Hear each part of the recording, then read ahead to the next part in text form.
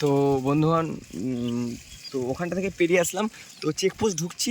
তো চেকপোস্ট ঢোকার সেই আমরা কিন্তু একটা সাইকেলে যাওয়ার মজাটা আলাদা ভাই। গ্রাম বাংলার মানুষ যে সাইকেলে যার যেই মানে নিজেদের যে একটা ভালোবাসা, মানে সাইকেলে যেতে, গ্রাম বাংলার মানুষ মানে সাইকেল চিনবে। আর শহরের এরিয়ার মানুষরা তো সাইকেলের দিকে অতটা চলাফেরা করে না। তো আমি এই আজকে বৃষ্টির দিনে ছাতা নিয়ে তো এক ভাইকে নিয়ে বেরিয়েছি। তো তোমাদের সঙ্গে যেই ভিডিওটা আমি আরম্ভ করেছি, তো যারা যারা ভিডিওটা দেখছো একটু কমেন্ট করবে এবং লাইক করবে, শেয়ার করে দিবে। এবং মাঠের যে দৃশ্যটা তোমাদেরকে আমি গোটাটাই দেখাচ্ছি। এই যে মাঠের দৃশ্য, এগুলো কিন্তু সব ধান লাগানো হয়ে গেছে। তো এগুলো কিন্তু এখন বৃষ্টিতে পুরোটাই, ওদিকে মেঘ ডাকছে, তো পুরোটাই জলে মগ্ন হয়ে গেছে। তো প্রায় নদীর আকৃতি ধারণ করেছে। এদিকটা অতটা জল নেই চাপ, তবুও যদি জল হয়। তো এখানটা আমরা ঢুকছি চেকপোস্ট এরিয়াটা, তোমাদেরকে ভিডিও করে দেখালাম।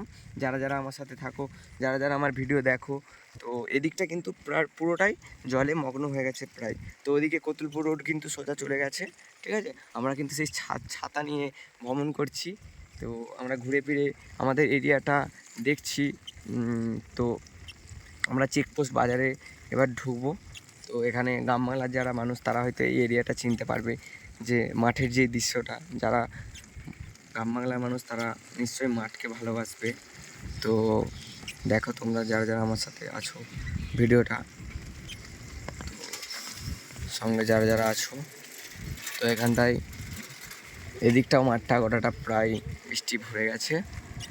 তো ভিডিওটা এই পর্যন্তই, আশা করি আবার পরের ভিডিওয় দেখা হচ্ছে।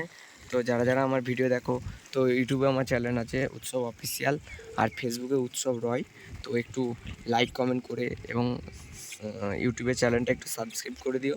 এবং ফেসবুকে যদি এখনও যারা ফলো করোনি, তো একটু প্লিজ ফলো করে দিও। তো চলো ভিডিওটা এই পর্যন্ত, আশা করি পরের ভিডিও আবার দেখা হচ্ছে। চলো বাই।